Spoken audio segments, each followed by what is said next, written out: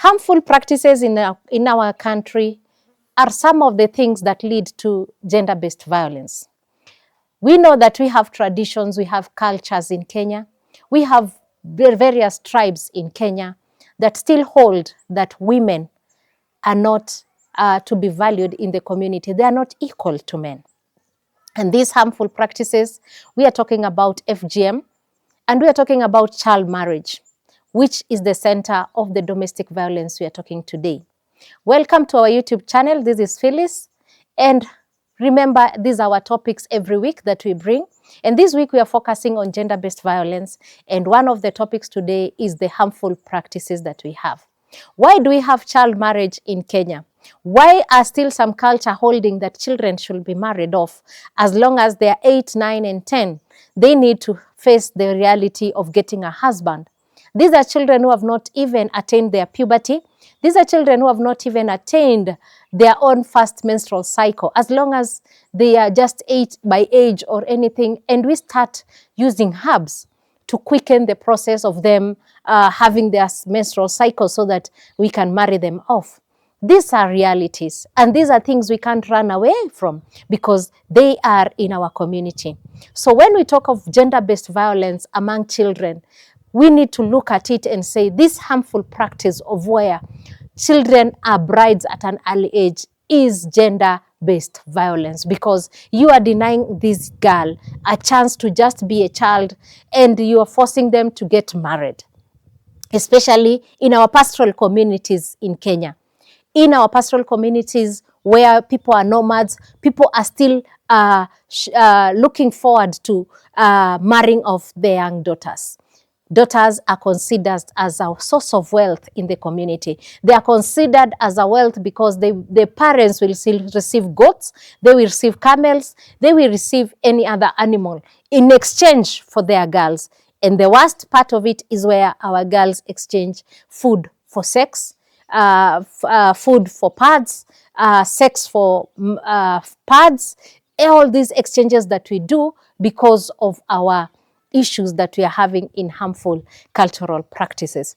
Therefore, when we talk about gender-based violence, we need to also look at the cultural issue of FGM, female genital mutilation, where our young girls are cut and in their private parts, and it's removed, and so that they can be considered as women in the society, because without them being circumcised, they are not considered as women. They are not considered as whole. They are not considered as women who can be married, because all our effort has gone to getting married. We have narrowed our ideas into marriage of young children and people in our communities, the young girls, the mothers, the women who are crying every day because of female genital mutilation. The government is trying on its part, but the community on the ground, the grassroots level, where we are, their chiefs, they are community leaders who still believe that FGM must happen because it is their culture.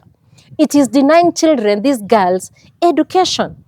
We are violating their rights as young girls. We are violating their rights to live as children. We are violating them a right to attain an education just because we need to circumcise them. We need to mutilate their private parts. We need to marry them off and take away their innocence at 8, at 9, at 10, because they are leaders who still believe cultures has to be followed.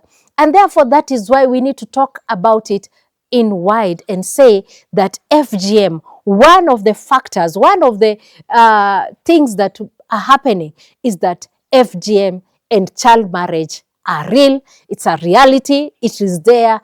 And that is why we as Moses Basket, we are at the front line to fight gender-based violence among girls in FGM and also in child marriage, so that they can attain their education, their future, and we can change everything about them. Because life is not all about the cultures that we have. Life is not all about us circumcising our girls. It is not about us making sure that we are following our cultures as Kenyans and as Africans, and denying access to these children to just be children. Sometimes I feel like crying when I go to the village and I see those things happening. I see people running away from us. I see people taking away their girls to Tanzania so that they can get married off there and then they come back. You see older women doing the same. So gender-based violence, when we look at it, we also have to discuss the deep issue of harmful retrogressive cultures that we have in our country. This is the baseline of our gender-based violence. We can't talk about gender-based violence when we are not talking about the harmful cultural practices that time has passed, that we do not have to equivalent our girls to goats and camels and cows and every other gift you receive as a parent so that you can give your daughter away into marriage. And then again, you're not giving them also the opportunity to just marry young men. You are making them marry the older men because the older men have the wealth. And our boys have also, it's gender-based violence, because how can you give away your son at 8 years to go to the forest and live there and become a moran? And that child with education, that boy child will never receive any education, and they will be morons for life until when they have their own cows and they have stolen from other people, or maybe they have gone for cattle rustling so that they can be able to be men. So if we continue like this with the cultural issues, then gender-based violence is there. And gender-based violence, we have to speak, we have to give a voice to this. And that is why we bring you this in our YouTube channel, so that you can be able to follow our series and our topic on what we do. As Moses Basket, we do a lot of capacity building of work. In training, we do a lot of training on harmful cultural practices and trying to make sure that these cultures have stopped and these girls have gone to school and these boys are going to school also. So in all ways, we are holistic in a manner that we want to fight this fight. We want to end gender-based violence. It has to come to an end in terms of culture. It has to come to an end because this is not something that you desire as a mother. You don't desire as a father to see your children going through the gender-based violence, mutilation, and early marriage. Yes, it is happening and it is real. It is in our communities, and we have to lift those communities to this level that we are in Nairobi or in other cities, so that also they can realize that gender-based violence is real and we need to stop it. You join us and help us so that we can be able to build capacity in the community, doing a lot of trainings, because trainings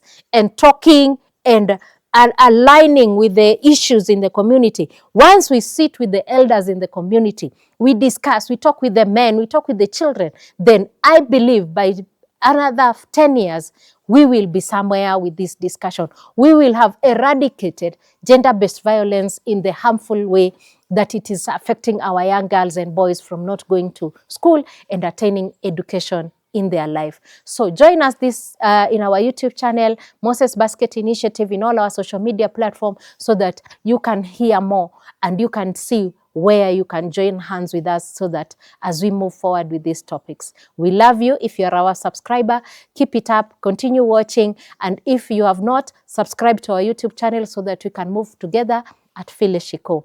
Goodbye. See you in the next episode.